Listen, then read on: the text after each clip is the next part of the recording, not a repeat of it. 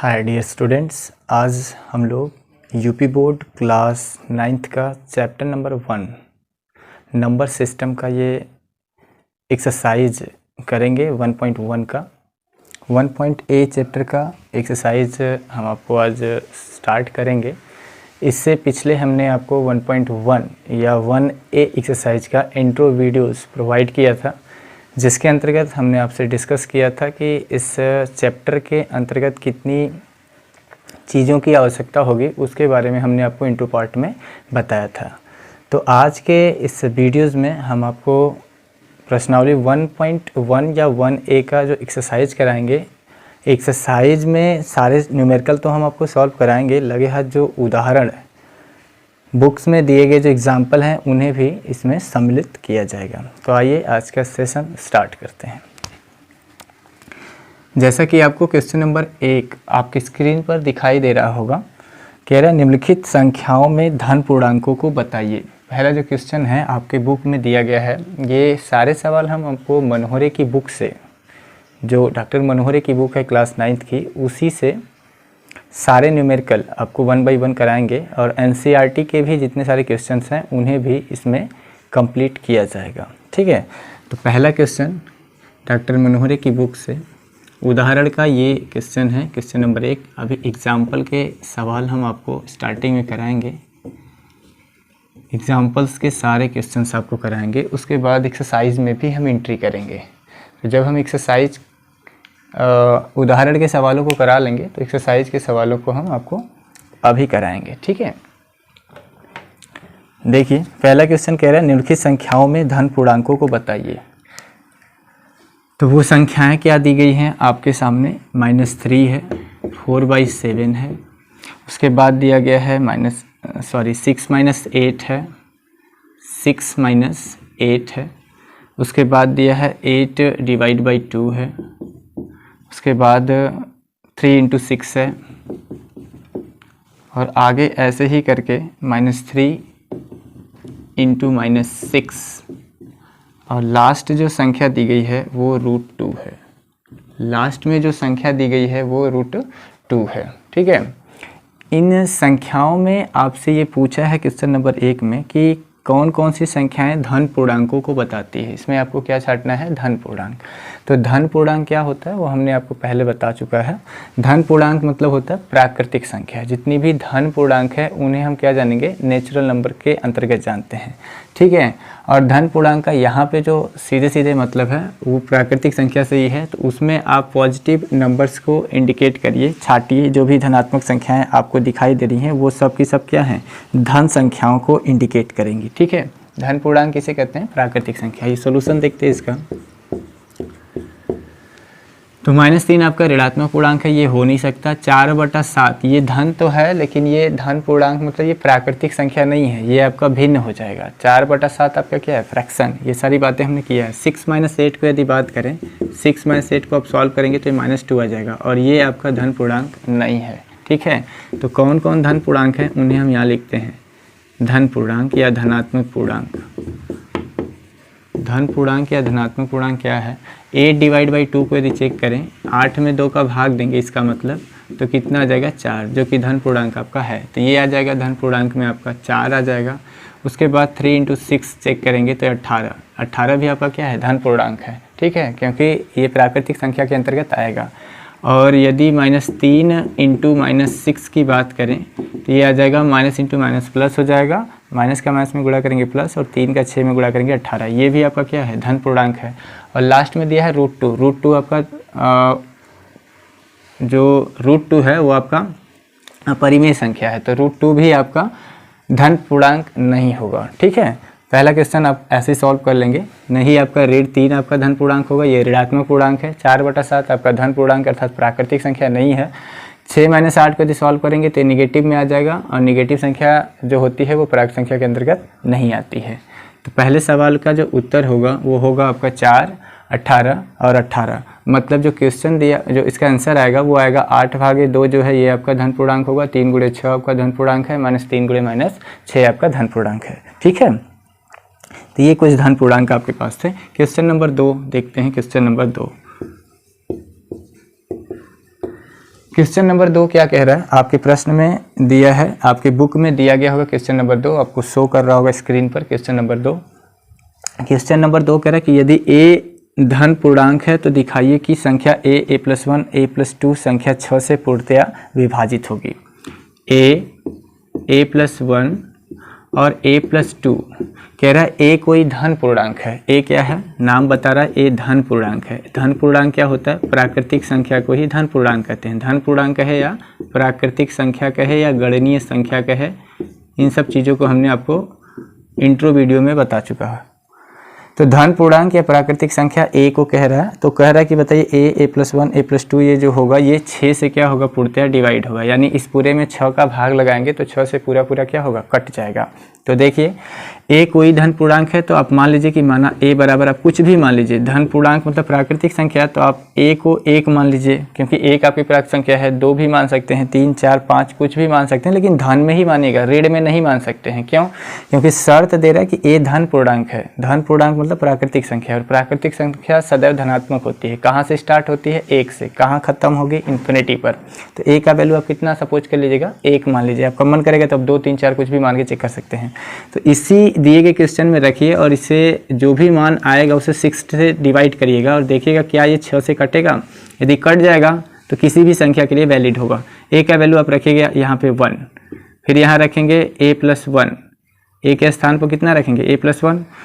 a के स्थान पर 1 रखेंगे तो आ जाएगा 1+1, और फिर a के स्थान पर रखेंगे 1 तो आ जाएगा 1+2, और इस पूरे को आपको किससे डिवाइड कराना, 6 से। देखिए तो 1 इंटू, यहाँ पे इंटू छिपा है, गुणे का चिन्ह है। 1 में 1 जोड़ेंगे 2 और 1 में 2 जोड़ेंगे तो आ जाएगा 3 डिवाइड बाई 6। इस पूरे को यदि गुणा करेंगे तो ओवर आ जाएगा 6/6, कट के कितना आ जाएगा 1। यानी 6 से ये पूरी संख्या क्या हो रही है, कट जा रही है, डिवाइड हो जा रही है। तो इस बात का ये मतलब है कि जो a+1 a+2 है, a+1 a+2 है, ये पूर्णतया 6 से डिवाइड हो जाएगा। अब आप कहेंगे कि आपने 1 रखा है, यदि मेरा मन करेगा 2 रखने का, यदि हम 2 रख के चेक करेंगे तो क्या वो 6 से डिवाइड होगा? ये 2 रख के भी चेक कर सकते हैं। हालांकि आपने 1 शो करा दिया है तो उससे 1 से ही आंसर आपका साबित हो जाएगा। देखिए आप 2 रख के भी चेक कर सकते हैं कि ये डिवाइड होगा कि नहीं होगा।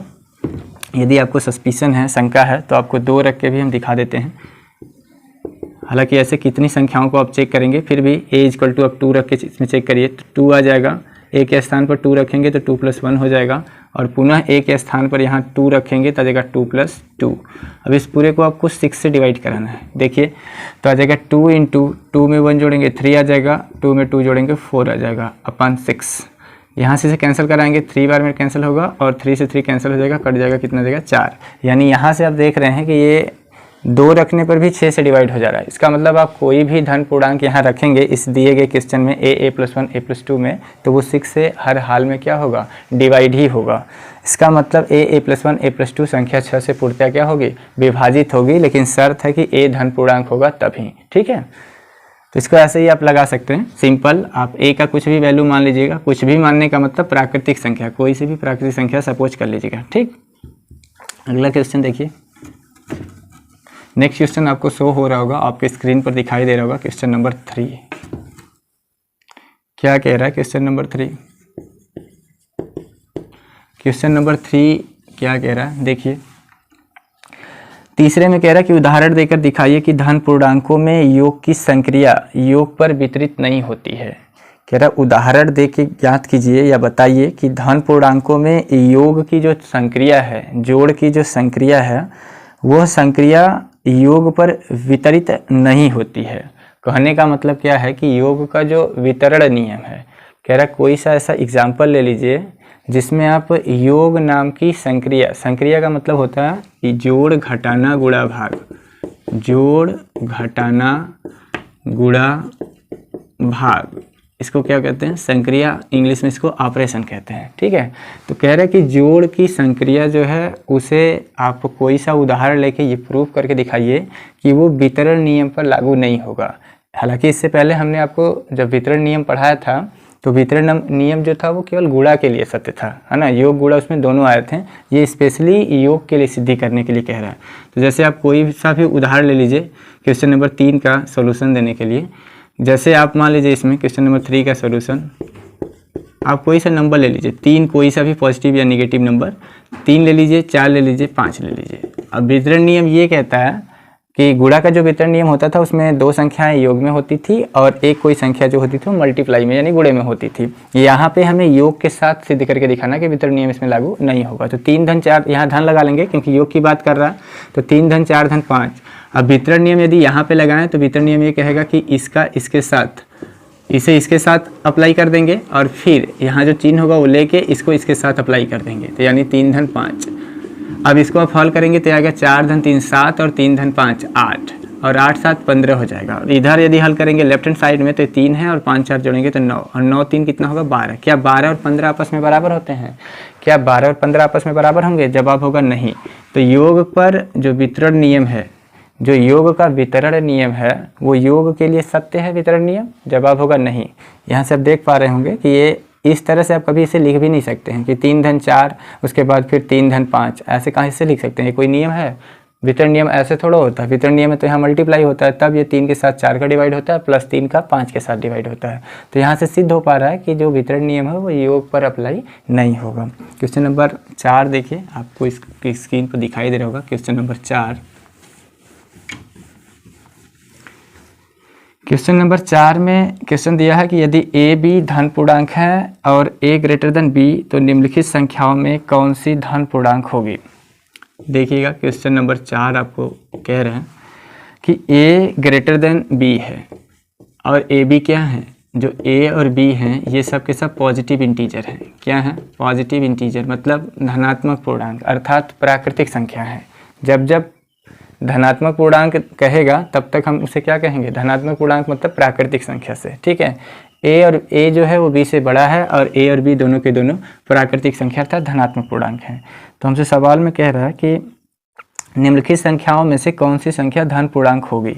यानी वो संख्याएं हमें दिया है, ए प्लस बी दिया है, उसके बाद ए माइनस बी दिया है, इसके बाद बी माइनस ए दिया है, ए बी दिया है एंड लास्ट में दिया है बी बाई ए। कह रहे इसमें से चेक करके बताइए कि कौन दिए गए कंडीशन को फुलफिल कर रहा है। तो आइए इसका सॉल्यूशन देखते हैं।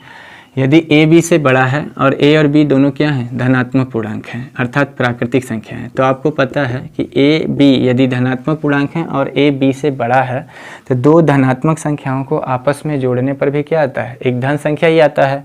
तो यदि आपको अक्षर से नहीं समझ में आता तो आप लेट कर लीजिए। आप यहाँ मान लीजिए कोई सा भी धनात्मक पूर्णांक है ना, ए का कुछ भी, क्योंकि कहा है ए बी धनात्मक पूर्णांक है तो ए का कोई भी वैल्यू आप मान लीजिए। लेट से ए का वैल्यू आप 4 मान लीजिए और दूसरी शर्त के हिसाब से जो ए होगा वो बी से बड़ा होगा तो बी का वैल्यू आप कुछ भी मान लीजिए बट ए से छोटा होना चाहिए।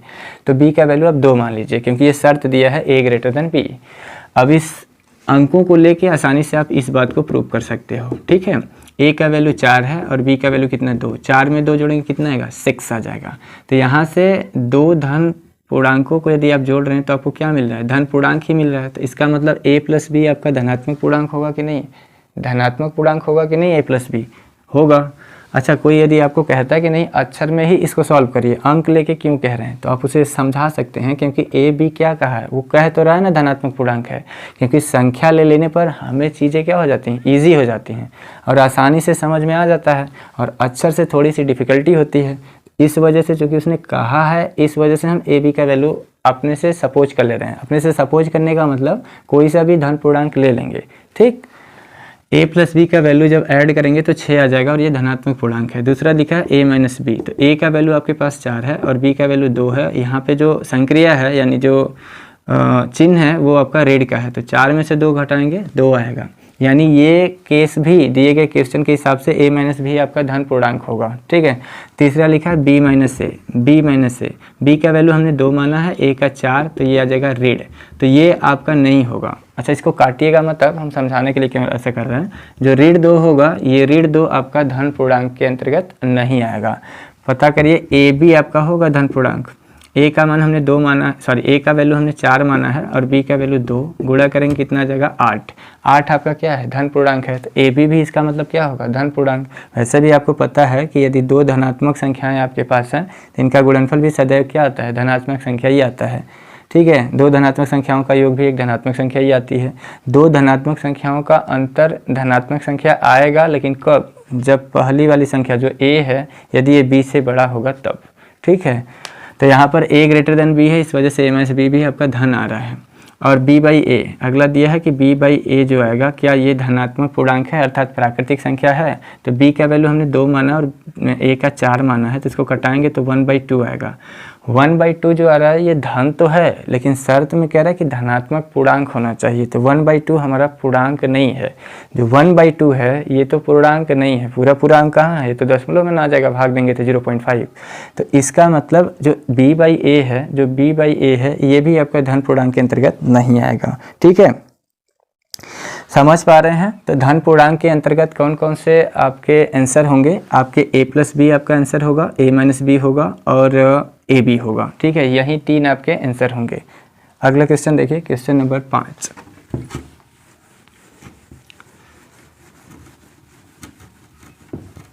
देखिए क्वेश्चन नंबर 5 क्या कह रहा है। क्वेश्चन नंबर 5 में कह रहा है कि दिखाइए कि निम्न संख्याओं का समुच्चय, संख्याएं दिया गया है आपको 2, 4, 6, 8, 10, 12, उसके बाद 3 डॉट लिखा है, ऐसे 3 डॉट। तो गणित में 3 डॉट लगाने का मतलब क्या होता है, अप टू इन्फिनिटी, कहाँ तक, अनंत तक, है ना। 3 डॉट लगाया तो इसका मतलब इन्फिनिटी होता है, अर्थात संख्याएं कहाँ तक जा रही हैं, अनंत तक। तो कह रहा है कि दिखाइए कि निम्न संख्याओं का समुच्चय जो इस तरह से दिया है योग और गुणा के सापेक्ष समृद्ध है, योग और गुणा के सापेक्ष समृद्ध है, लेकिन अंतर तथा योग और गुणा के सापेक्ष समृद्ध है, लेकिन अंतर तथा गुणा के लिए समृद्ध नहीं है। ठीक है, यहाँ पे इसको लिखना चाहिए अंतर और भाग, लास्ट में क्वेश्चन में गलती है, इसमें लिखना चाहिए अंतर तथा भाग के लिए सत्य नहीं है। किसके लिए सत्य हमें दिखाना है, योग तथा गुणा के लिए सत्य दिखाना है, योग और गुणा के लिए क्या सत्य दिखाना है, और अंतर तथा भाग के लिए असत्य ये दिखाना है। इस पर समृद्ध, है ना, कह रहा है कि समृद्ध दिखाना है ना, जो समुच्चय दिया गया है ये समृद्ध होना चाहिए। किसके सापेक्ष, योग तथा गुणा के सापेक्ष। ये समृद्ध क्या है, इसके बारे में हमने आपको इंट्रो पार्ट में बताया था कि समृद्ध समुच्चय ऐसे समुच्चय को कहते हैं जो आपके संवरक नियम का पालन करता है। किस नियम का, संवरक नियम, यानी जो क्लोजर प्रॉपर्टी होती है उसका यदि ये पालन करेगा तो उसी को क्या कहेंगे, उसी को हम कहेंगे कि ये जो सेट है, जो समुच्चय है, ये समृद्ध समुच्चय है, यानी बंद समुच्चय है। उसमें करेंगे क्या, योग के लिए क्या करेंगे कि इसमें से कोई सी भी अब 2 संख्या ले लीजिए, किन्हीं भी 2 संख्याओं का योग यदि इस दी गई संख्या में प्रेजेंट होगा तब तो ये दिए गए पूरा अंक योग के सापेक्ष समृद्ध होगा, और यदि किन्हीं भी 2 संख्याओं का योग इस दी गई संख्या में जो योगफल आएगा वो इसमें मौजूद यदि नहीं होगा तो हम कह देंगे कि ये दी गई संख्याएं योग के सापेक्ष समृद्ध नहीं है। समृद्ध का मतलब होगा सीधे सीधे उसे जोड़िए या घटाइए या गुणा भाग करिए, जो भी प्रक्रिया आप कर रहे हैं, यदि उसको करने के बाद जो गुणनफल या योगफल या भागफल या फिर शेषफल जो भी है यदि वो आता है और वो सारी की सारी चीज़ें इसमें यदि मौजूद हैं तब तो ये कहलाएगा उन सभी संक्रियाओं के प्रति समृद्ध। यदि नहीं आएगा तो नहीं होगा। देखिए जैसे कोई सी 2 संख्या आप ले लीजिए, जैसे आपका मन करता है हम 2 धन 4 लेंगे, तो 2 में 4 जोड़िए 6, क्या 6 इसमें उपस्थित है? जवाब है हाँ, 6 इसमें उपस्थित है। तो इसका मतलब ये दी गई संख्याएं योग के प्रति क्या है, समृद्ध हैं। आप कहेंगे केवल 2 धन 4 क्यों, हम 8 धन 12 जोड़ेंगे, तो 12 में 8 जोड़ेंगे 20 आएगा। अब फटाक से आप कह देंगे समृद्ध नहीं है, नहीं समृद्ध है। केयर करिए, यहाँ 3 डॉट लगा है, 3 डॉट का मतलब कहाँ तक है, इन्फिनिटी तक है, तो आगे 20 भी तो आएगा। ऐसे 2 को जब फैलाते जाएंगे तो 12 के बाद आएगा 14, 16, 18, 20, ऐसे आगे तक आता रहेगा, तो 20 इसमें उपस्थित है कि नहीं है, ठीक है। तो इसका मतलब कोई भी 2 संख्याओं को आप इसमें ऐड करेंगे तो योग के प्रति वह समृद्ध आएगा, अर्थात उनका योगफल इस दी गई संख्या में क्या होगा, मौजूद होगा। अच्छा, गुणा के लिए चेक कर लीजिए, योग के लिए तो आपने चेक कर लिया, नहीं योग के लिए तो चेक कर लिया इसको, ठीक है, ये सॉल्यूशन बता रहे हैं इसका। योग के लिए आपने इसको समृद्ध कर लिया है, गुणा के लिए चेक कर लीजिए। तो गुणा के लिए जब चेक करने जाएंगे तो क्या करेंगे, कोई सी 2 संख्या ले लीजिए, कोई सी भी 2, जो भी आपका मन करे। 2 गुणे 12 मन करता है, 2 गुणे 12 ले लीजिए। 12 में 2 का गुणा करेंगे कितना आएगा, 24। 24 इसमें उपस्थित नहीं है, आगे है 24। इसका मतलब ये गुणा के प्रति भी क्या होगा, समृद्ध होगा। आप 8 गुणे 6 ले लीजिए, 48 आएगा। 48 इसमें आगे तक आएगा क्योंकि 48 2 से डिवाइड होगा और 2 की ये सारी संख्याएं लिखी गई हैं 2 2 के इंटरवल पे। इसका मतलब गुणा के लिए भी ये दी गई संख्या क्या है, समृद्ध। अब बात करते हैं अंतर के लिए। चेक करिए अंतर के लिए। तो अंतर के लिए जब चेक करेंगे तो आप कोई सी भी 2 संख्या ले लीजिए, बड़ी छोटी कोई भी, जैसे आपका मन करता है 8 - 2 6, ये तो इसमें उपस्थित है। लेकिन यदि हम 2 ऋण 8 की बात करें तो मैं इस छोटे में से बड़े को भी तो घटा सकता, क्योंकि कोई शर्त तो दी नहीं गई है कि बड़े में से छोटे को ही घटाने हैं या छोटी संख्या में से बड़ी संख्या नहीं घटाना है, ऐसा तो कहा नहीं है। तो हम 2 में से 8 को जब घटाएंगे तो -6 आ जाएगा और ये -6 इसमें उपस्थित है, -6 इस दी गई संख्या में है, तो जवाब होगा नहीं।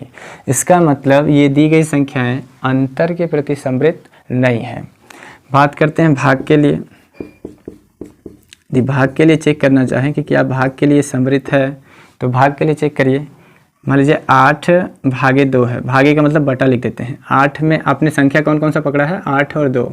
आपने 8 में 2 का भाग दिया तो 4 मिल रहा है।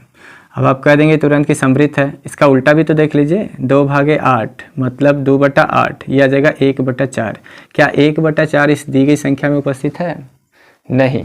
तो इसका मतलब भाग के प्रति भी ये दी गई संख्याएं समृद्ध नहीं है, क्योंकि 1/4 इस दी गई संख्या में उपस्थित नहीं है। ठीक है, तो इस तरह से क्वेश्चन नंबर 5 आपको समझ में आ गया होगा। अगला देखिएगा, तो ये कुछ 5 उदाहरण दिए गए थे आपके बुक्स में। इसके बाद हम आपको एक्सरसाइज शुरू करते हैं इसी चैप्टर का, प्रश्नावली 1A का।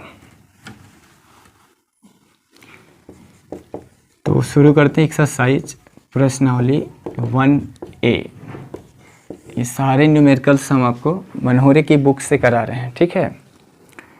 सभी चैप्टर 1 बाई 1 हम आपको कराएंगे। कोई भी यदि आपको डाउट होगा, जो भी चीज़ें नहीं समझ में आ रही होंगी, तो आप उसे कमेंट बॉक्स में मेंशन करिएगा, आपको उसका सॉल्यूशन आपको प्रोवाइड कराया जाएगा, ठीक है। प्रश्नावली 1A देखिए, इसमें क्या सवाल दिया। क्वेश्चन नंबर 1, क्वेश्चन नंबर 1 कह रहा है कि 20 और 40 के बीच समस्त धन पूर्णांक लिखिए। कहाँ से कहाँ तक लेकर, 20 से लेकर 40 तक समस्त धन पूर्णांक, समस्त धन पूर्णांक लिखना है। अब तो ये तो बच्चों वाला प्रश्न हो गया कि 20 से लेकर 40 तक की धन संख्याओं को आपको लिखना है, 20 से लेकर 40 तक की, ठीक है। सवाल में बोला है, सॉरी वो कह रहा है 20 और 40 के बीच की, तक नहीं बोला है, 20 और 40 के बीच की कह रहा है। तो इसका मतलब आप 20 को लोगे नहीं, क्योंकि 20 थोड़ा है, 20 को तो लेने को नहीं कह रहा, वो 20 और 40 के बीच कह रहा है। इसका मतलब ना 20 लिया जाएगा नहीं 40 लिया जाएगा। तो संख्याएं कहाँ से शुरू होंगी, संख्याएं 21 से शुरू होंगी। कहाँ से, 21 से। 21 आएगा, उसके बाद 22, 23, 24, 25, 26, 27, ऐसे करते कहाँ तक जाएंगे, 39 तक। कहाँ तक, 39 तक। 31, 32, 33, 34, 35, 36, 37, 38 और 39। ये हो गया 20 से लेकर 40 तक की समस्त धन पूर्णांक। फिर धन पूर्णांक आ गया। धन पूर्णांक का मतलब क्या है, बार बार प्राकृतिक संख्या। हम बार बार बता रहे हैं, धन पूर्णांक जहाँ भी आएगा उसे हम क्या जानेंगे, प्राकृतिक संख्या से ही जानेंगे। तो पहले का आंसर हो जाएगा 21 से लेकर 39 तक की संख्याएं आपको क्या करना, लिखना है। क्वेश्चन नंबर 2 देखिए। क्वेश्चन नंबर 2 कह रहा है 1 से 10 तक अभाज्य धन पूर्णांक लिखिए। कहाँ से कहाँ तक, 1 से 10 तक बोला है इसमें। 1 से 10 तक अभाज्य धन पूर्णांक, अभाज्य धन पूर्णांक बताइए। 1 से लेके 10 तक अभाज्य धन पूर्णांक। अब हमने आपको बताया था अभाज्य धन पूर्णांक, अभाज्य संख्याएं क्या होती हैं उसके बारे में हमने बातचीत किया था, वो भी बताया था। यदि आपको नहीं पता है तो आप इंट्रो पार्ट पहले देखिए, वीडियो का इंट्रो पार्ट देखिए। उसमें हमने जितनी भी संख्याएं हैं उन सारी संख्याओं के बारे में डिटेल बताया है। तो अभाज्य संख्याएं वे संख्याएं होंगी जिनके केवल और केवल कितने फैक्टर होंगे, केवल और केवल 2 ही फैक्टर होंगे, 2 गुणनखंड होंगे, वही अभाज्य के अंतर्गत आती हैं। तो आप लिखिए इन संख्याओं को। तो 1 तो अभाज्य होगा नहीं, शुरुआत कहाँ से होगा, 2 से, क्योंकि 2 अभाज्य संख्या है, ठीक है। उसके बाद 3 की बात करेंगे तो 3 भी अभाज्य है, क्योंकि 3 भी अपने से कटेगा और 1 से कटेगा, और 2 भी 1 से कटेगा और अपने से कटेगा। तो जो संख्या केवल और केवल 1 और स्वयं से कटती है उसी को क्या कहते हैं? अभाज्य संख्या। तो 2 होगा, 3 होगा, क्या 4 होगा अभाज्य? चेक करिए, नहीं, क्योंकि 4 1 से भी कटेगा, 2 से भी और 4 से, तो इसके 3 फैक्टर हो जाएंगे, तो 4 अभाज्य नहीं होगा। 5 हो जाएगा, 7 होगा, उसके बाद 9 भी नहीं होगा, क्योंकि 9 के तो बहुत सारे फैक्टर हो जाएंगे ना, 1 हो जाएगा, 3 हो जाएगा, उसके बाद 9 हो जाएगा, तो 3 फैक्टर हो जाएंगे, इस वजह से 9 नहीं होगा। तो आंसर कितना होगा? बस यही आंसर होगा आपका, 2, 3, 5 और 7। अगला क्वेश्चन देखिए, क्वेश्चन नंबर 3।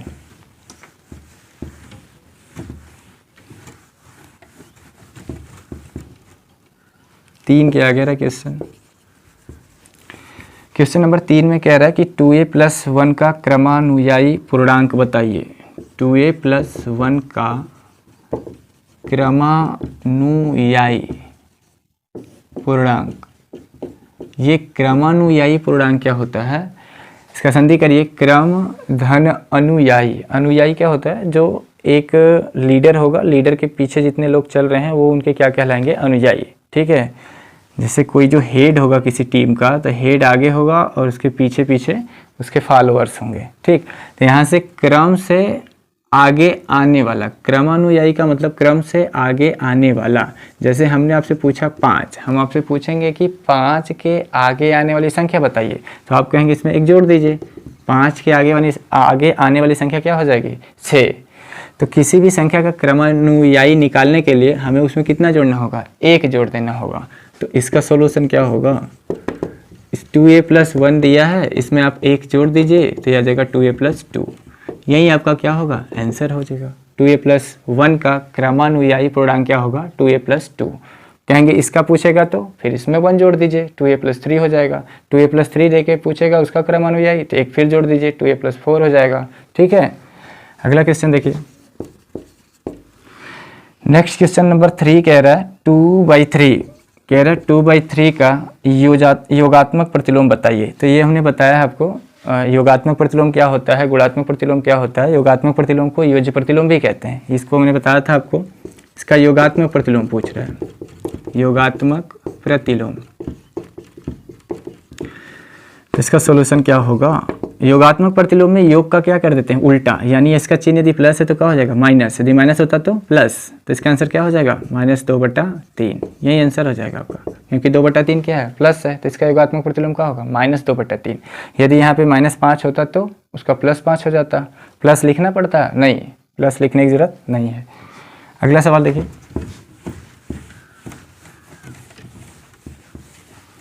नेक्स्ट क्वेश्चन कह रहा है, क्वेश्चन नंबर 5 कह रहा है कि -5 का गुणात्मक प्रतिलोम बताइए। -5 का गुणात्मक प्रतिलोम। गुणात्मक प्रतिलोम ये क्या होता है? तो गुणात्मक प्रतिलोम सीधे सीधे आपको ऊपर का नीचे और नीचे का ऊपर कर देना होता है। मतलब अंश को हर में बदल दीजिए और हर को अंश में बदल दीजिए, वो उसका गुणात्मक प्रतिलोम होता है। जैसे -5 है तो इसके बटा में आप 1 मान सकते हैं, कोई तकलीफ तो है नहीं। 1 मानेंगे तब भी तो भाग देंगे, 1 का ऋण 5 में तो ऋण 5 ही आएगा। तो -5 का गुणात्मक प्रतिलोम कितना हो जाएगा? अब अंश को हर में बदल दीजिए और हर को अंश में, तो इसका गुणात्मक प्रतिलोम आ जाएगा 1/5, 1/5। और जो ऋण होता है इसे हर में नहीं लिखते हैं, तो इसको कहाँ लिख देंगे? अंश में, तो -1/5 हो जाएगा। ठीक, अच्छा ऐसा मत करिएगा कि इसे हर से अंश में ले जाएं तो इसे प्लस बना दें, ऐसा नहीं होगा। ठीक है, ये ऊपर जाएगा तो ये ऋण ही रहेगा। अगला क्वेश्चन, छठा क्वेश्चन देखिए।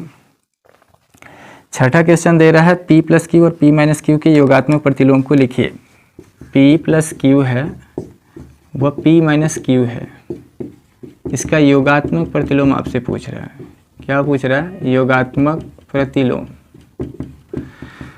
P + Q का योगात्मक प्रतिलोम क्या होगा? तो हमने बताया योगात्मक प्रतिलोम का मतलब होता है केवल और केवल आप क्या करिए, उसके पहले का चिन्ह बदल लीजिए, बीच में नहीं। जैसे 2 संख्याएं हैं तो इसका प्लस का माइनस मत कर दीजिए, आप इन दोनों के पहले का चिन्ह देखिए। ठीक, P + Q का योगात्मक प्रतिलोम, योगात्मक प्रतिलोम को ही योज्य प्रतिलोम भी कहते हैं। योगात्मक प्रतिलोम क्या हो जाएगा? ये पूरा का पूरा प्लस है तो इसके आगे क्या लगा देंगे? माइनस, यानी -P + Q। इसको यदि ओपन करेंगे तो आ जाएगा -P - Q। वैसे भी जो प्लस है उसको माइनस कर देना है और माइनस को प्लस कर देना है, योगात्मक प्रतिलोम यही हमने बताया था। तो यदि ये धन p है तो ऋण p हो जाएगा, प्लस q है तो ऋण q हो जाएगा, ये आंसर आ जाएगा आपका। उसी तरह यदि p माइनस q का योगात्मक प्रतिलोम पूछे, p माइनस q का योगात्मक प्रतिलोम यदि आपसे पूछे तो क्या बताएंगे? जो धन है उसको ऋण कर दीजिए, ऋण को धन, ये क्या लिख दिया? प्रतियोगी लिख दिया, प्रतिलोम। तो क्या होगा? P जो आपको दिखाई दे रहे हैं प्लस, उसको कर दीजिए माइनस, और जो माइनस दिखाई दे रहा है उसको क्या कर दीजिए? प्लस। यही आपका आंसर हो जाएगा। 7वां क्वेश्चन देखिए,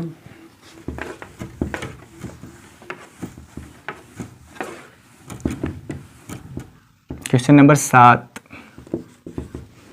क्वेश्चन नंबर 7 में कह रहा कि x के किस मान के लिए 5 × 3 × 2 5 × 3 × 2 इज इक्वल टू 5 × 3 × x कथन सत्य है। कह रहा है ये x के किस मान के लिए ये कथन सत्य होगा। तो ये तो बच्चों वाली खेल हो गया है ना। ये सवाल क्या है? एकदम फर्जी सवाल हो गई। इसमें दिया है 5 × 3 × 2 और इधर दिया 5 × 3 × x। कक्षा 8 में ऐसे सवालों को पढ़ते थे, यहाँ पे खाली स्थान छोड़ देता था डाट, और हम क्या करते थे, इधर देख लेते थे जो संख्याएं इधर उपस्थित होती थी और जो संख्याएं इधर नहीं होती थी, इन्हीं में से उस संख्या को इधर क्या करते थे, सिंपल वे में उतार के इधर रख देते थे। वही हमारा क्या आता था? आंसर आता था। ठीक है, तो इधर देख लीजिए आपकी लेफ्ट हैंड साइड में आपके पास कौन सा, लेफ्ट हैंड साइड में आपके पास कौन सा अंक है और राइट हैंड साइड में नहीं है। तो आपको पता लग रहा होगा कि लेफ्ट हैंड साइड में आपके पास 2 है और राइट हैंड साइड में नहीं है। तो x का वैल्यू कितना आ जाएगा? 2। यही आपका आंसर हो जाएगा। नेक्स्ट क्वेश्चन देखिए, क्वेश्चन नंबर 8। क्वेश्चन नंबर 8 देखिए क्या कह रहा है। क्वेश्चन नंबर 8 कह रहा है कि पूर्णांकों में ऐसी कौन सी संख्या है जो स्वयं की योज्य प्रतिलोम होती है। अच्छा क्वेश्चन है, ये हमने आपको बताया भी था इंट्रो पार्ट में कि जब हम आपको इंट्रो करा रहे थे इस चैप्टर का, तो उस समय हमने आपको बताया था कि ऐसी कौन सी संख्या है जिसका योज्य प्रतिलोम स्वयं ही वह संख्या होती है, स्वयं वह संख्या होती है, ऐसी कौन सी संख्या है। तो हमने बताया था वो 0 है। मात्र ही एकमात्र ऐसी संख्या है 0। क्या है? 0 ही एकमात्र ऐसी संख्या है जिसका योगात्मक प्रतिलोम या योज्य प्रतिलोम कितना होता है? उसी के बराबर होता है। तो इस सवाल का आंसर क्या होगा? 0। कह रहा है प्रश्न में कि ऐसी कौन सी संख्या है जिसका योगात्मक प्रतिलोम खुद वो संख्या होती है। ठीक है, स्वयं ही वो संख्या होती है। तो उसका आंसर क्या होगा? 0 ही एकमात्र ऐसी संख्या है जिसका योज्य प्रतिलोम या योगात्मक प्रतिलोम स्वयं वह संख्या होती है। ठीक है, आगे देखिएगा, क्वेश्चन नंबर 8 के बाद 9 देखते हैं। 9वां क्वेश्चन क्या कह रहा है? कह रहा है यदि a एक सम धन पूर्णांक है। क्या कह रहा है? जो a है ये सम धन पूर्णांक है, सम धन पूर्णांक। देखिए फिर आ गया धन पूर्णांक। इस बात को वो ऐसे भी कह सकता था कि सम प्राकृतिक संख्या। क्या कह सकता था? सम प्राकृतिक संख्या। धन पूर्णांक का क्या मतलब है? प्राकृतिक संख्या भी कह सकते हैं। तो a जो है वो कोई सम प्राकृतिक संख्या है। अच्छा, तो फिर कह रहा है तो बताइए कि संख्या a-1 और a+1 सम है अथवा विषम। तो कह रहा है a-1 और a+1 ये सम है या विषम। तो आप अंक लेके भी इसे सॉल्व कर सकते हैं ना। सिंपल आप इसे क्या करिए, कोई अंक यानी गिनती भी ले लीजिए, कोई सी भी सम प्राकृतिक संख्या लाइक 2, 4, 6, 8, 10 जो भी मन करे, जो भी आपको समझ में आए, आप कोई सी भी गिनती सम गिनती ले सकते हैं। ठीक है, सम प्राकृतिक संख्या आसानी से ले सकते हैं। तो चलिए आप a = 2 मान लीजिए, क्योंकि ये सम संख्या के अंतर्गत आएगा और ये प्राकृतिक भी है। इसमें आप रखिए तो a-1 a+1 इसमें डाटा आपको रखना है। ठीक है, जब यहाँ पे a का वैल्यू आपने 2 सेलेक्ट किया है तो 2 - 1 रखिए और 2 + 1 रखिए। देखिए क्या होता है, 2 में से 1 जाएगा, 1 आ जाएगा, इंटू 2 में 1 ऐड करेंगे तो 3 आ जाएगा। ये कितना आ गया? 1 का 3 में मल्टीप्लाई करेंगे कितना आएगा? 3 आ जाएगा। तो यहाँ से आप देख पा रहे हैं कि जो a-1 और a+1 का हम वैल्यू निकाल रहे हैं वो क्या आ रहा है? विषम आ रहा है। क्या आ रहा है? विषम। कहेंगे केवल एक ही संख्या ले सकते हैं, आप कुछ भी ले लीजिए, 4 ले लीजिए। 4 में से 1 जाएगा 3 आएगा, 4 में 1 जोड़ेंगे 5 आएगा, तो 3 का 5 में गुणा करेंगे 15 ही आएगा। इस बात को आप ऐसे विदाउट अंक लिए भी समझ सकते हैं कि जो a है वो आपका सम है। तो सम संख्या में से कभी भी आप 1 को घटाएंगे, सम संख्या में से यदि 1 घटाएंगे तो कैसी संख्या मिलेगी? विषम। मिलेगी कि नहीं आप खुद सोच के बताइए। सम संख्या दी है आपके पास कुछ भी, जैसे 4 है, 6 है, 8, 10, 12, 14, ये सब क्या है सम, उसमें से एक घटा देना है आपको, क्योंकि यहाँ a-1 लिखा है तो इसका मतलब सम में से एक घटाएंगे तो कैसी संख्या मिलेगी, विषम। इनटू यहाँ छिपा है a+1, ए क्या है सम संख्या, और किसी भी सम संख्या में यदि एक जोड़ देंगे तो अब भी क्या मिलेगा, विषम संख्या ही मिलेगी। किसी भी सम संख्या में यदि एक जोड़ दें तो क्या मिलेगा, विषम संख्या ही मिलेगी। इसका मतलब यहाँ पर a+1 भी जो आएगा वो क्या आएगा, विषम संख्या आएगी। और आपको पता है कि यदि विषम संख्या में विषम संख्या का मल्टीप्लाई करेंगे, विषम संख्या में विषम संख्या का मल्टीप्लाई करेंगे तो सम आएगा कि विषम, तो जवाब है विषम आएगा। क्या आएगा, विषम आएगा। विषम इंटू विषम क्या आता है, विषम। आप चेक कर सकते हैं, जैसे मान लीजिए आप 3 ले लीजिए, 5 ले लीजिए, 3 में 5 का गुणा करेंगे क्या आएगा, 15, 15 क्या है सम की विषम, विषम। आप 7 ले लीजिए, 9 ले लीजिए, गुणा करिए, 7 9 63 होता है, सम है कि विषम, विषम है। ठीक है, तो इस तरह से भी आप चेक कर सकते थे। क्वेश्चन नंबर अगला देखिए 10वां।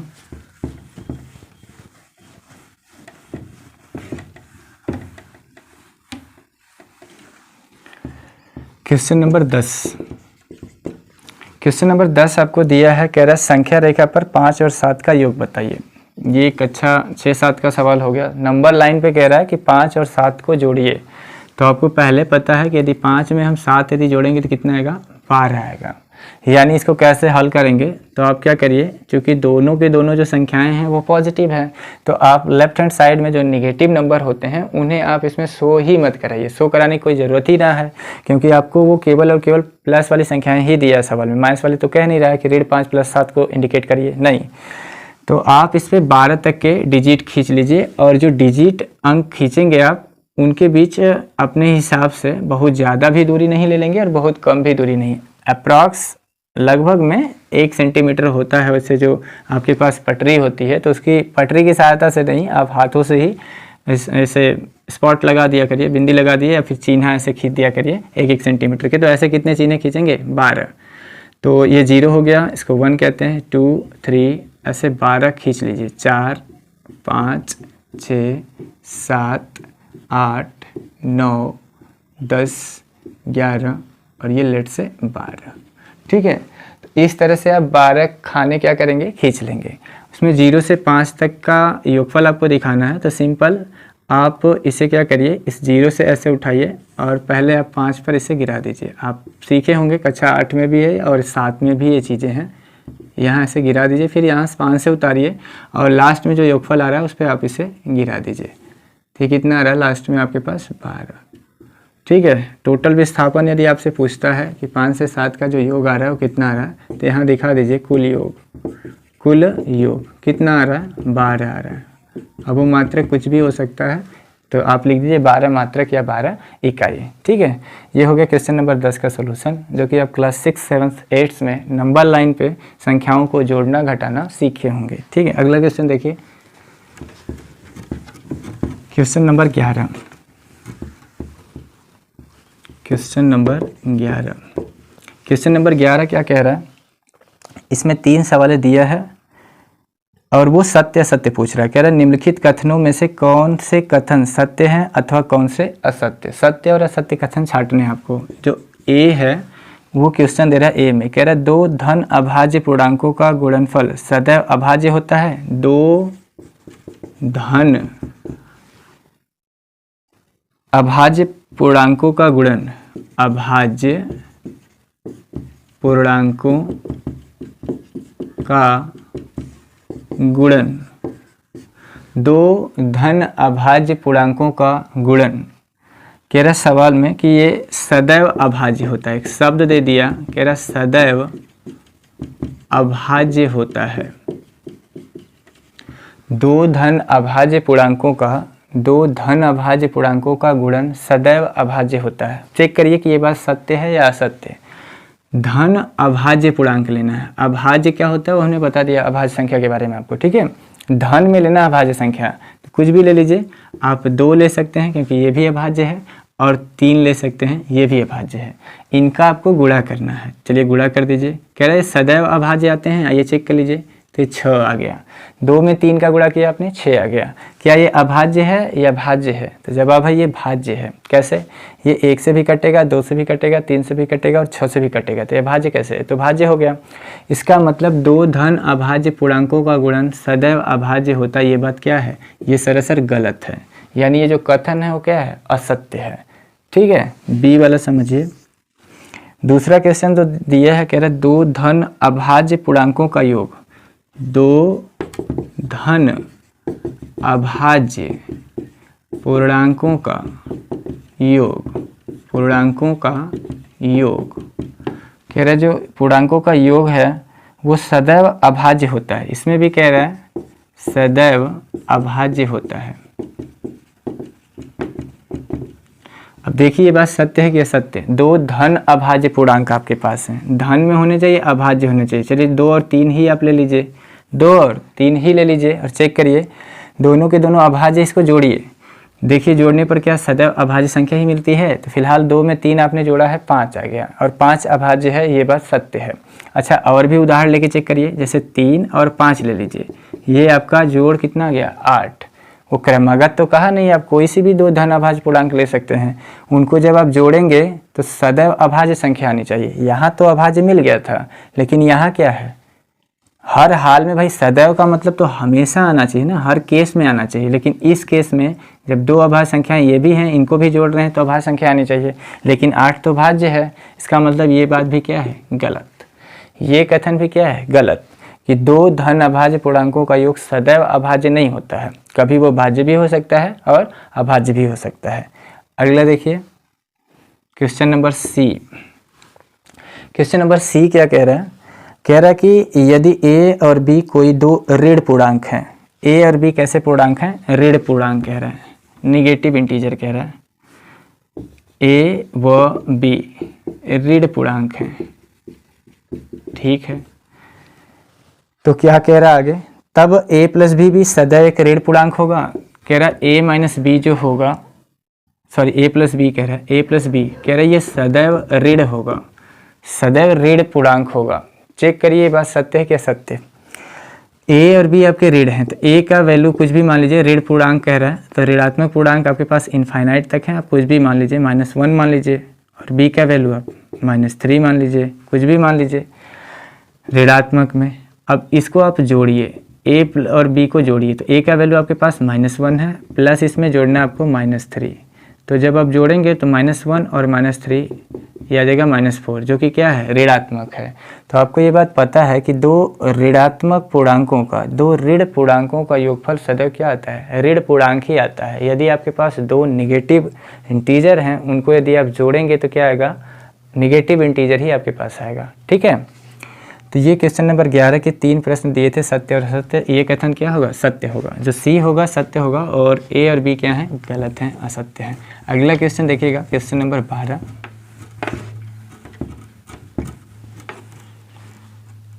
क्वेश्चन नंबर 12 क्या कह रहा है? कह रहा है कि यदि a एक धन पूर्णांक है तो दिखाइए कि संख्या a+1, a+2, a+3 संख्या 24 से पूर्णतया विभाजित होगी। a क्या है? धन पूर्णांक है। धन पूर्णांक बार बार आ रहा है, जिसका मतलब क्या है? प्राकृतिक संख्या है। तो इसमें कह रहा है a+1, a+2, a+3 ये क्या है? 24 से पूर्णतया विभाजित होंगे, यानी इस पूरे में 24 का भाग देंगे तो ये पूरा का पूरा कट जाना चाहिए, ऐसा ये सवाल में कह रहा है, ठीक है।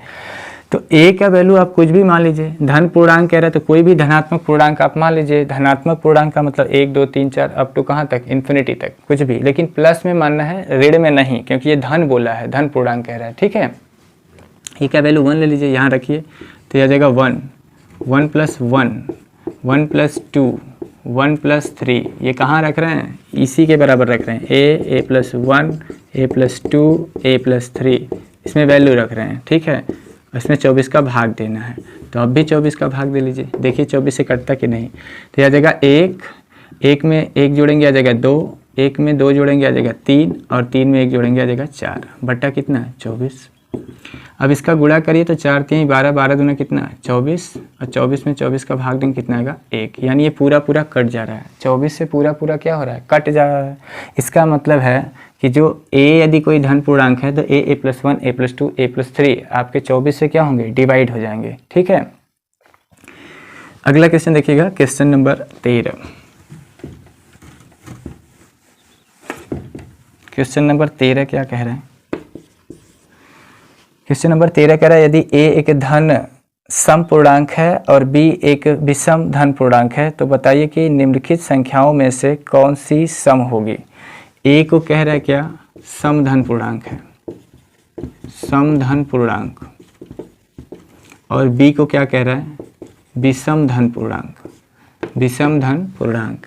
तो कुछ संख्याएं दिया है, उसे चेक करके बताना है कि वो सम आएगा कि विषम। जैसे वो संख्याएं क्या क्या दिया है, वो दिया है a² कामा b² कामा a+b a×b। अगला दिया है a+1 और अगला दिया है b+1, b+1। चेक करके बताना है कि ये आपका सम है या विषम है। a और b आपके पास कुछ संख्याएं दी गई हैं। ठीक है, तो सम संख्या आप कुछ भी मान सकते हैं, सम धन पूर्णांक, लाइक 2 4 6 8 10, कुछ भी, जो भी आपको अच्छा लगे। तो आप a का वैल्यू 2 मान लीजिए, 4 6 कुछ भी मानना है, फिलहाल के लिए हम 2 मान लेते हैं। a का वैल्यू क्या मान लेते हैं, सम धन पूर्णांक में 2 आएगा, 4 6 8 10 बहुत सारे आएंगे, और b का वैल्यू हम आपको समझाने के लिए 3 मान लेते हैं। ठीक है, और वैसे भी आपको पता है, आपको बिना अंक माने भी आप इस सवाल को बता सकते हैं कि किसी भी सम संख्या का वर्ग सदैव क्या आता है, सम संख्या ही आता है। किसी भी सम संख्या का वर्ग क्या आता है, सम संख्या। लेकिन यदि आपको समझ में नहीं आए तो आप कोई डिजिट मान सकते हैं, कोई अंक मान सकते हैं, लेकिन सम कह रहा है तो सम अंक ही मानिएगा, विषम कह रहा है तो विषम अंक ही मानिएगा। तो सिंपल यहाँ से a का वैल्यू यदि 2 लेंगे और 2 का स्क्वायरिंग करेंगे तो 4 आएगा, और 4 आपकी कैसी संख्या है, सम संख्या है। 4 क्या है, ये सम संख्या है। इस बात का मतलब आप ऐसे भी बता सकते हैं कि किसी भी सम संख्या का वर्ग सदैव क्या आता है, एक सम संख्या ही आती है। और b² को चेक करना है जो कि एक विषम है, तो विषम संख्या का वर्ग क्या आता है, विषम संख्या आता है। विषम संख्या कोई सी भी ले लीजिए, उसका वर्ग करिए, सदैव क्या आएगा, एक विषम संख्या ही आएगी। जैसे यदि आपको नहीं समझ में आता है तो आप कोई उदाहरण ले लीजिए, कोई गिनती ले लीजिए, b का वैल्यू 3 ले लीजिए और 3 का वर्ग करिए तो 3 का वर्ग 9 आएगा। 9 क्या है, विषम है। 9 क्या है, विषम संख्या है।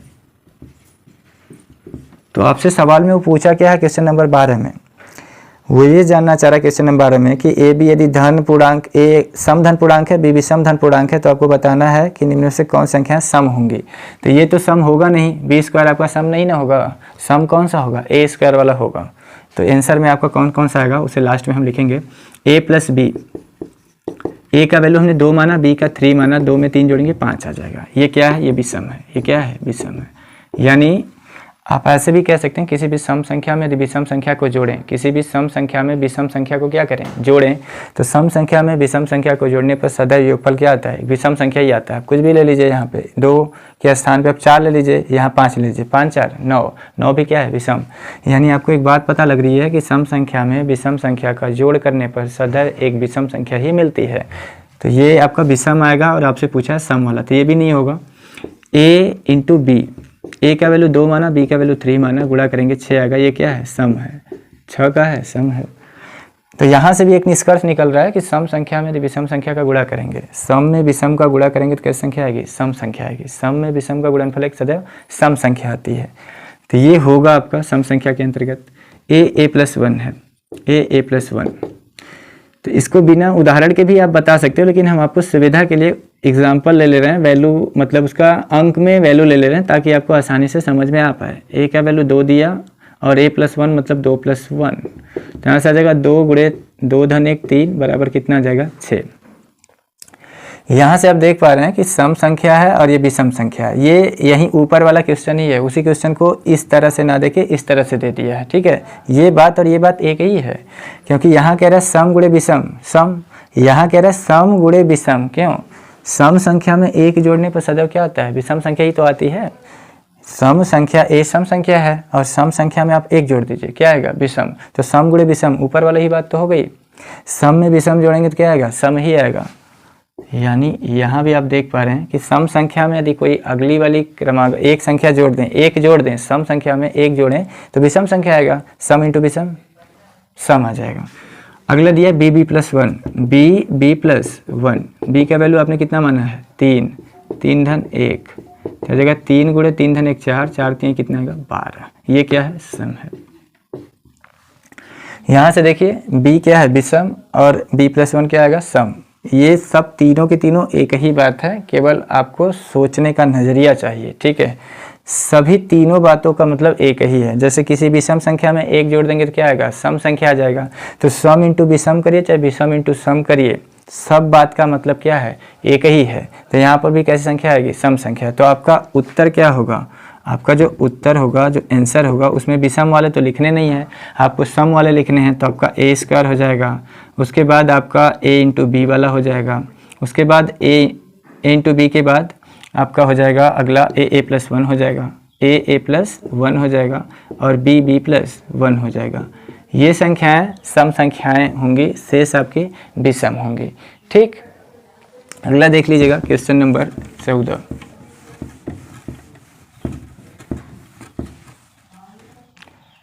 क्या कह रहा है, क्वेश्चन नंबर 14 में कुछ सवालें दिया है। धन पूर्णांकों में किस गुणधर्मों के अंतर्गत निम्नलिखित कथन सत्य हैं। तो वो प्रॉपर्टी हमने आपको बताया था, निरसन नियम, उसके बाद आपको वितरण नियम, क्रम विनिमय नियम, सहचर नियम, ये सारे नियम हमने आपको बताया है। यदि आपको पता नहीं है तो पहले आप उस इंट्रो पार्ट को देखिए, इंट्रो वीडियो को देखिए, उसके बाद सारी चीज़ें आपको समझ में आ जाएंगी।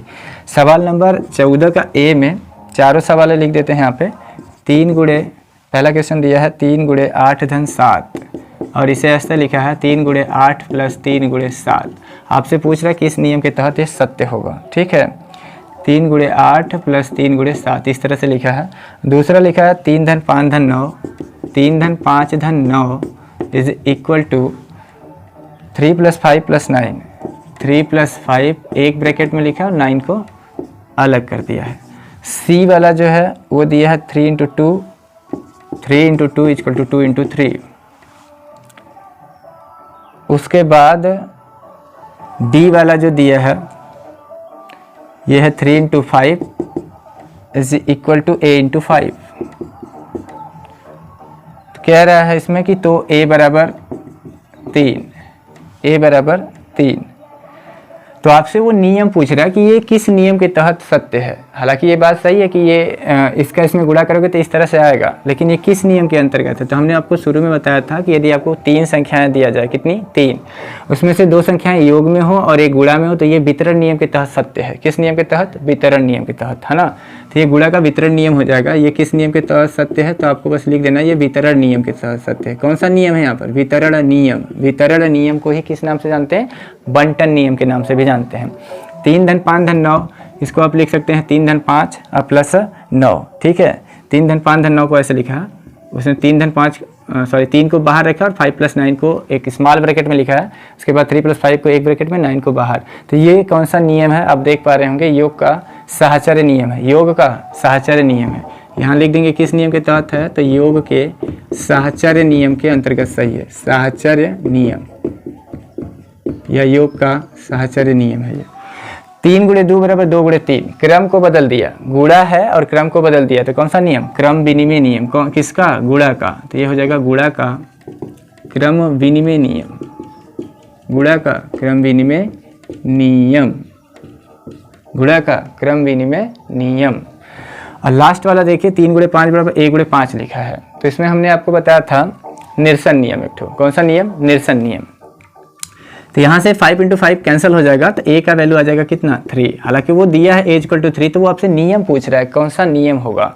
तो ये वाम निरसन नियम, सॉरी दक्षिणा निरसन नियम होगा। कौन सा नियम, दक्षिणा निरसन नियम। क्योंकि निरसन नियम 2 प्रकार का होता था, एक वाम निरसन नियम जिसमें बाएं तरफ की संख्याओं को काट देते थे यदि इक्वल होती थी तब, और दक्षिणा निरसन नियम ये कहेगा कि जब दक्षिण की तरफ की संख्याएं आपस में इक्वल होंगी, यानी राइट हैंड साइड की तरफ की संख्याएं बराबर होंगी, तो उन्हें कैंसिल करा देते हैं। तो a का वैल्यू 3 आएगा, बट किस नियम के तहत, यहाँ लिखेंगे आप निरसन नियम। निरसन नियम, निरसन नियम में कौन सा नियम पूछेगा तो आप बता देंगे दक्षिणास्थ निरसन नियम। सॉरी, ऐसे 14 क्वेश्चन हो गए। लास्ट क्वेश्चन देखिए, जो 15वां क्वेश्चन है चैप्टर का लास्ट, कह रहा है संख्या रेखा पर -5 -2 -5 -2 0 1 2 5 इस पूरे को दिखाना है नंबर लाइन पे, ठीक है। तो नंबर लाइन पर इस पूरे को दिखाने के लिए आपको क्या करना है, कुछ नहीं, आप ये पढ़ के आए हैं, बेहद ही आसान है। नंबर लाइन ऐसे खींचे, इसमें बीच में 0 डालिए। राइट हैंड साइड की तरफ यानी हमारे दाहिने हाथ की तरफ या आपके दाहिने हाथ की तरफ धनात्मक संख्याएं होती हैं, ये आपको पता है। तो धन में कितनी संख्या है? 5 तक हैं, तो 5 तक लिख दीजिए। 1 2 3 4 5। निगेटिव में कितना है? 5 तक है, तो इसको 5 तक लिख दीजिए। -1 -2 -3 -4 -5। 0 को इंडिकेट करना है तो ये 0 यहीं पे होगा, ये 0 हो गया। कह रहा है 1 को इंडिकेट करिए, तो लो ये 1 हो गया। ठीक है, इसका नाम दे दीजिएगा। ये A जो है वो 0 को इंडिकेट कर रहा है, जो B है वो 1 को इंडिकेट कर रहा है। चलिए इसको C कह दीजिएगा। ये C जो है, अच्छा 2 को दिखाना आपको, हाँ 2 दिखाना है। तो जो C है वो 2 को इंडिकेट कर रहा है। यहाँ D दे दीजिएगा, D बराबर 5, जो D है वो 5 को इंडिकेट कर रहा है। उसके बाद -2 को इंडिकेट कराना आपको, -2 को, तो -2 यहाँ है, इसका नाम कुछ भी दे दीजिएगा। चलिए E दे दीजिएगा। और -5 इसे F से इंडिकेट कर दीजिएगा। जो F है वो किसको इंडिकेट कर रहा है? -5 को। नंबर लाइन पे सारे डिजिट आपको आसानी से क्या हो जाएंगे? शो हो जाएंगे। तो इस तरह से चैप्टर नंबर 1.1 का ये जो एक्सरसाइज था समाप्त होता है।